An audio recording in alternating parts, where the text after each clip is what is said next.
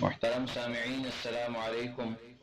میں آج آپ حضرات کے سامنے واقع کربلا کی تاریخی حیثیت اور اس کا لب لباب پیش کرنا چاہتا ہوں۔ امید ہے کہ آپ کے علم میں کافی اضافہ ہوگا اور بہت سی غلط فہمیوں کا ازالہ ہو جائے گا۔ اس واقعے کی ابتدا تب سے ہوئی جب حضرت امیر معاویہ رضی اللہ تعالی عنہ کا انتقال ہوا اور یزید حکمران بن گیا۔ اس وقت کوفہ کا گورنر نعمان ابن بشیر تھا۔ کوفہ والوں نے حضرت امام حسین رضی اللہ تعالی عنہ کو درجنوں خطوط لکھے کہ آپ کوفہ آ جائیں، ہم آپ کے ہاتھ پر بیعت کرنے کے لیے تیار بیٹھے ہیں۔ امام حسن رضی اللہ تعالی عنہ کوفہ والوں کی عادت سے خوب واقف تھے، اس لیے انہوں نے اپنے بھائی حضرت امام حسین رضی اللہ تعالی عنہ کو وصیت کی تھی کہ کوفہ والوں کے فریب میں نہیں آنا، اور حضرت امیر معاویہ رضی اللہ تعالی عنہ نے بھی یزید سے کہا تھا کہ کوفہ والے امام حسین کو کوفہ آنے پر مجبور کریں گے۔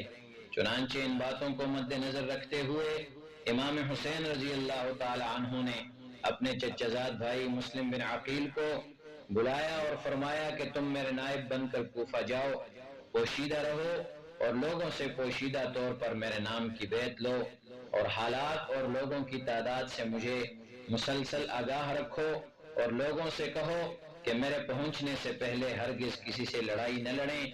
چنانچہ مسلم بن عقیل روانہ ہوئے تو راستے میں کچھ سوچ کر حضرت امام حسین رضی اللہ تعالیٰ عنہ کو خط لکھا کہ مجھ کو انجام کچھ اچھا معلوم نہیں ہوتا، آپ میرے بجائے کسی اور کو کوفہ بھیج دیں۔ امام حسین رضی اللہ تعالی عنہ نے فرمایا کہ تم بزدلی نہ دکھاؤ اور کوفہ جاؤ۔ چنانچہ مسلم روانہ ہوئے اور کوفہ پہنچ کر مختار بن عبیدہ کے گھر گئے۔ جب یہ خبر شیعان علی میں پھیل گئی تو لوگ جوق در جوق آ کر بیعت ہونا شروع ہو گئے، اور پہلے ہی دن 12,000 آدمیوں نے آ کر بیعت کی۔ اس صورتحال کو دیکھ کر مسلم بن عقیل نے امام حسین رضی اللہ تعالی عنہ کو خط لکھا اور حالات سے آگاہ کیا کہ حالات بالکل سازگار ہیں اور آپ کے ہاتھ پر بیعت کرنے کے لیے کوفہ والے بیتاب بیٹھے ہیں۔ امام حسین رضی اللہ تعالی عنہ نے خط پڑھ کر بہت خوشی کا اظہار کیا اور فرمایا کہ میں جلد ہی کوفہ پہنچنے کی کوشش کرتا ہوں۔ ادھر عبداللہ ابن مسلم الحضرمی نے یزید کو خط لکھا کہ مسلم بن عقیل کوفہ میں آ کر حسین ابن علی کی خلافت کے لیے بیعت لے رہا ہے، اور لوگ ان کے ہاتھ پر کثرت سے بیعت کر رہے ہیں، اور کوفہ کا گورنر نعمان ابن بشیر ان کو روکنے کی کوشش نہیں کر رہا اور سستی دکھا رہا ہے۔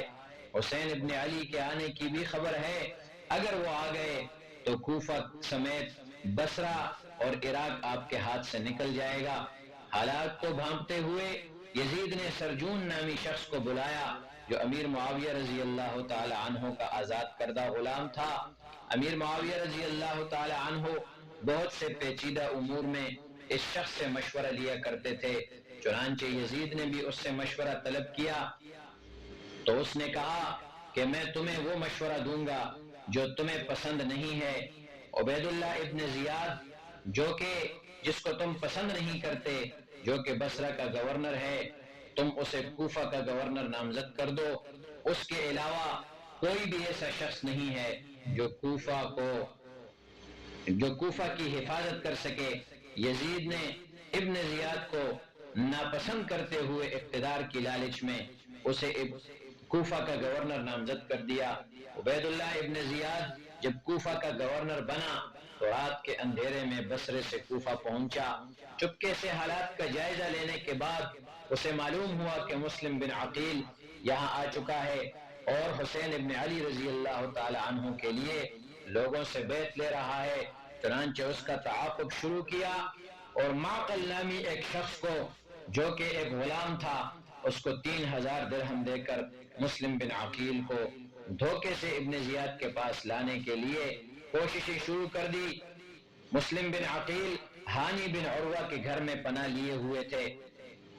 جب ابن زیاد کے لوگوں نے مسلم بن عقیل کا تعاقب کر کے اسے گرفتار کیا تو اس وقت 18,000 لوگ جو کہ بیعت ہو چکے تھے ان میں سے صرف 4000 لوگ آپ کے ارد گرد اکٹھے ہوئے اور باقیوں نے یہ کہہ کر اپنی جان چھڑائی کہ چونکہ امام حسین رضی اللہ تعالی عنہ نے اپنے پہنچنے سے پہلے لڑنے سے منع کیا، اس لیے ہماری طرف سے معذرت ہے۔ مسلم بن عقیل جب گرفتاری کے بعد ابن زیاد کے پاس لے جائے جا رہے تھے تو ان کے پاس صرف اور صرف 40 آدمی رہ گئے اور باقی سارے اپنے گھروں کو منتشر ہو کے چلے گئے۔ 10,000 آدمی اگلے دن احتجاج کے لیے قصر امارت پہنچے تو ابن زیاد ملعون نے ان سب کے سامنے مسلم بن عقیل اور ہانی بن عروہ کو قتل کر دیا۔ اسی دوران امام حسین رضی اللہ تعالی عنہ نے مکہ سے روانگی کی تیاری کر لی تھی۔ جب آپ کے جانے کی خبر مکہ میں پھیل گئی تو آپ کے محبین نے آ کر آپ کو اس ارادے سے باز رکھنے کی کوشش کی۔ پھر عبداللہ ابن عمر رضی اللہ تعالی عنہ نے آ کر کہا کہ بیعت لینے اور امارت حاصل کرنے کے لیے باہر ہرگز نہ جائیں۔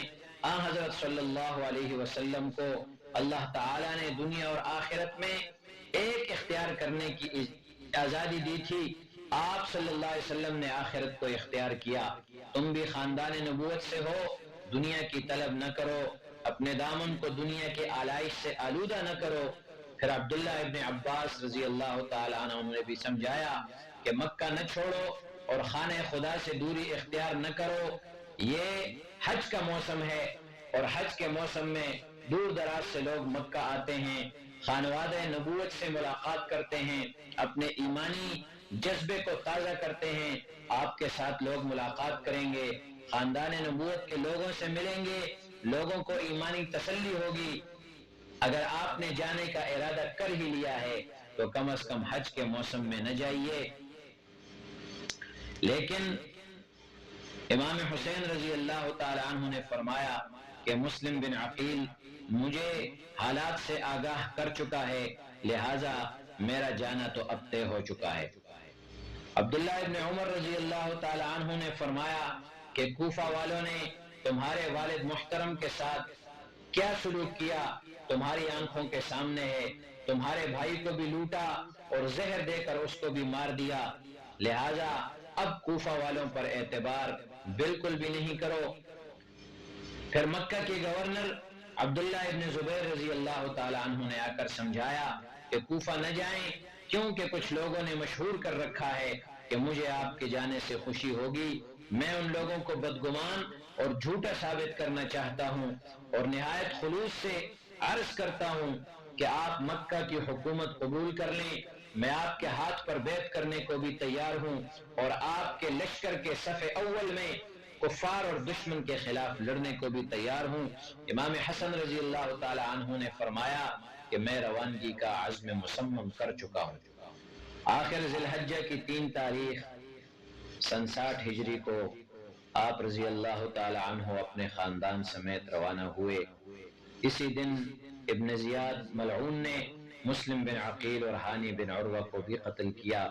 چونکہ حالات اتنے زیادہ بگڑ چکے ہوں گے، امام حسین کو پتہ نہیں چلا اور وہ اپنے قافلے سمیت جب مقام ثعلبہ پر پہنچے تو تب ان کو معلوم ہوا کہ مسلم بن عقیل قتل کر دیے گئے ہیں۔ یہ خبر سن کر قافلے والوں پر مایوسی چھا گئی اور واپسی کا ارادہ کیا، لیکن مسلم بن عقیل کے بیٹوں نے کہا ہم اپنے باپ کا قصاص لیے بغیر واپس ہرگز نہیں جائیں گے۔ چنانچہ قافلہ آگے بڑھتے بڑھتے مقام کربلا پہنچا جہاں پر یہ سارا واقعہ رونما ہوا۔ ابن زیاد کی فوج نے چاروں طرف سے قافلے کا محاصرہ کیا۔ اس موقع پر امام حسین رضی اللہ تعالی عنہ نے ان کو 3 آپشن پیش کیے۔ ایک یہ کہ جس طرف سے میں آیا ہوں اسی طرف مجھے واپس جانے دو، دوسرا یہ کہ کسی اسلامی سرحد پر مجھے جانے دو، میں وہاں کفار کے خلاف لڑتے ہوئے شہید ہو جاؤں، تیسرا یہ کہ یزید کے پاس سیدھا مجھے دمشق جانے دو کہ میں اپنے معاملات اس سے طے کر لوں، جیسے میرے بھائی امام حسن نے حضرت امیر معاویہ رضی اللہ تعالی عنہ سے اپنے معاملات طے کر لیے تھے۔ ابن زیاد کے پاس جب یہ باتیں پہنچی تو شمر نے ابن زیاد کو کہا کہ اگر اپنے اقتدار کو دوام دینا چاہتے ہو تو امام حسین کو زندہ نہ جانے دو۔ چنانچہ ابن زیاد نے شمر کو فوج کی کمال سنبھالنے اور امام حسین رضی اللہ عنہ سے جنگ کرنے کا حکم جاری کیا۔ شمر 9 محرم کو کربلا پہنچا اور جاتے ہی حکم دیا کہ حسینی قافلے کا پانی بند کر دیا جائے۔ اتفاق سے امام حسین رضی اللہ عنہ کے قافلے نے پانی نہیں بھرا تھا اور ان کے سارے برتن خالی ہو گئے، لہٰذا پیاس کی شدت نے بھی ستانا شروع کر دیا۔ اگلے دن 10 محرم کو ابن زیاد کی فوج نے شمر کی سربراہی میں جنگ کے لیے صفیں باندھنی شروع کر دی۔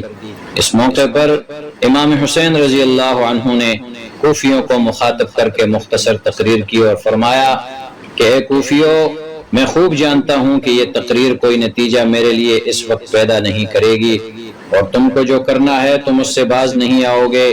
میں مناسب سمجھتا ہوں کہ اللہ تعالیٰ کی حجت تم پر پوری ہو جائے اور میرا عذر بھی ظاہر ہو جائے۔ لوگو، تم میں سے ہر ایک شخص جو مجھ سے واقف ہے اور جو واقف نہیں ہے اچھی طرح آگاہ ہو جائے کہ میں آن حضرت صلی اللہ علیہ وسلم کا نواسا اور حضرت علی کا بیٹا ہوں، اور مجھ کو یہ فخر بھی حاصل ہے کہ آن حضرت صلی اللہ علیہ وسلم نے مجھے اور میرے بھائی حسن کو جوانان جنت کا سردار کہا ہے۔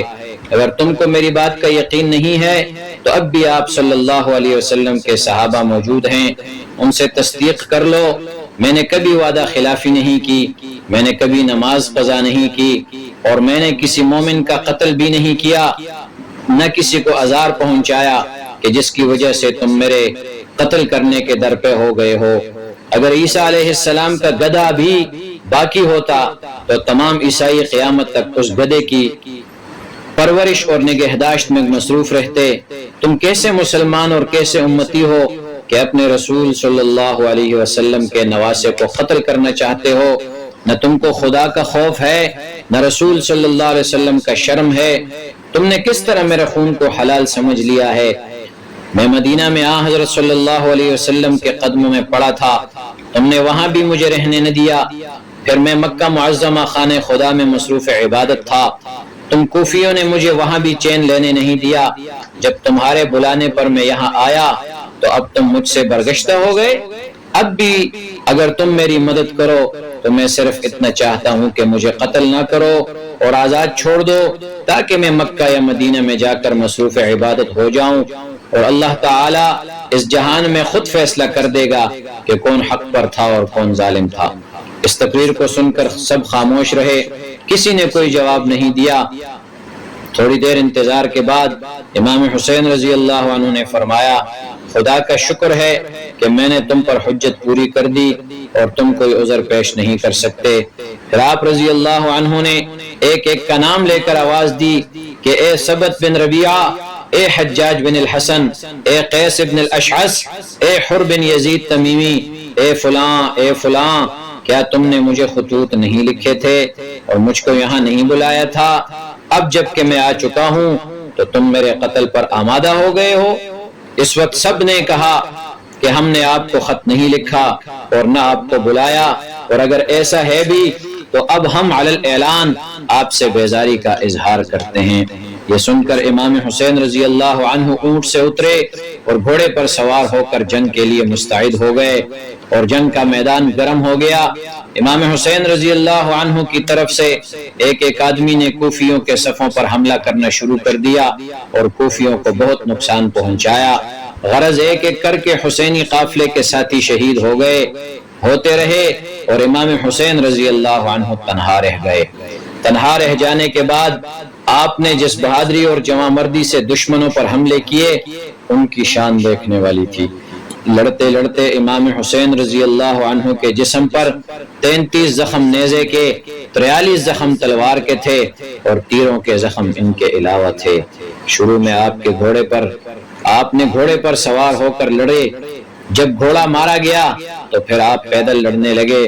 بالآخر ملعون سنان بن انس نخعی نے پیچھے سے آپ پر نیزے سے وار کیا جو آپ کے پیٹ سے آر پار ہو گیا، اور جب واپس کھینچا تو اس کے ساتھ ہی آپ گر پڑے اور روح پرواز کر گئی۔ انا للہ و انا الیہ راجعون۔